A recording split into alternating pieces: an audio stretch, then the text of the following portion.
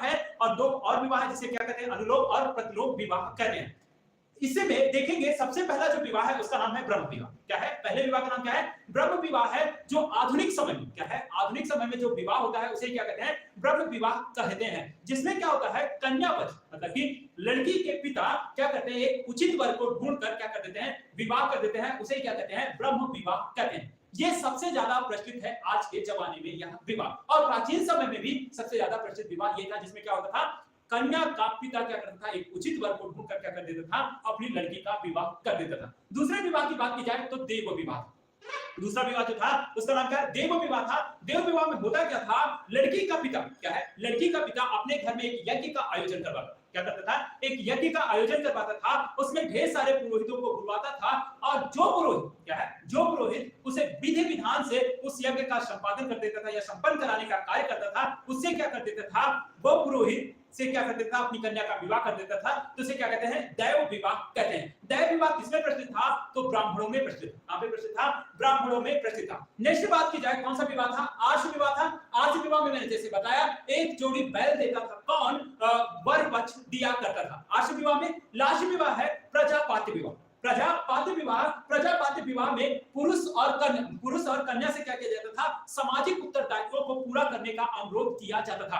ये भी विवाह किसमें प्रचलित था? तो आप देखेंगे ब्राह्मण वर्ग में प्रचलित था। ब्रह्म विवाह सब में था, लेकिन दैव विवाह और प्रजापाति विवाह किसमें प्रचलित था? ब्राह्मणों में प्रचलित था। इस चीज को ध्यान रखना। ये क्या है? चारों विवाह जो है ये मान्य कैटेगरी में आते हैं। इसके पश्चात आता है अमान्य कैटेगरी। क्या है? अमान्य वर्ग। अमान्य वर्ग में सबसे पहला जो विवाह है वो कौन सा विवाह है? गंधर्व विवाह। क्या है? गंधर्व विवाह। गंधर्व विवाह की बात की जाए तो प्रेम विवाह। क्या है?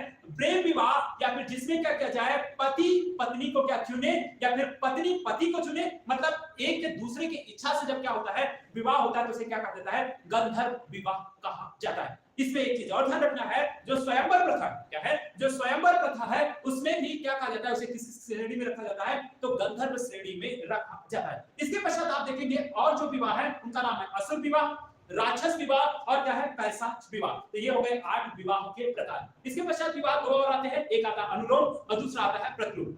अनुलोम विवाह वो होता है जिसमें क्या किया जाता है कि उच्च वर्ण का पुरुष क्या है? उच्च वर्ण का पुरुष, उच्च वर्ण का मतलब है ब्राह्मण वर्ग का पुरुष क्षत्रिय वर्ग की महिला से क्या कर ले? विवाह कर ले, तो उसे क्या किया जाता है? कहा जाता है अनुलोम विवाह कहा जाता है। या क्षत्रिय वर्ग का लड़का किस से कर ले विवाह? वैश्य वर्ग की महिला से क्या कर ले? विवाह कर ले, तो उसे क्या कहते हैं? अनुलोम विवाह कहते हैं। और क्या आई? आप देखेंगे वर्ण संकर जातियां। वर्ण संकर जातियां कैसे आई? अनुलोम और प्रतिलोम विवाह के फलस्वरूप आई थी। उसके पश्चात एक और विवाह जिसका नाम क्या है? प्रतिलोम विवाह। प्रतिलोम विवाह में आप देखते हैं कि उच्च वर्ण की महिला होगी। क्या होगी? उच्च वर्ण की महिला होगी और निम्न वर्ण का क्या होगा? पुरुष होगा। मतलब महिला क्या हो? ब्राह्मण हो और पुरुष क्या हो? क्षत्रिय हो। तो इसमें आप देखते हैं कि इसे क्या कहा जाता है? प्रतिलोम विवाह कहते हैं। यहाँ पर इंपॉर्टेंट बात यह है कि धर्मशास्त्रों में क्या है? धर्मशास्त्रों में अनुलोम विवाह को तो मान्यता दी गई। किसको मान्यता दी गई है? अनुलोम विवाह को मान्यता दी गई है, जबकि प्रतिलोम विवाह को मान्यता नहीं प्रदान की गई है, जो कि आप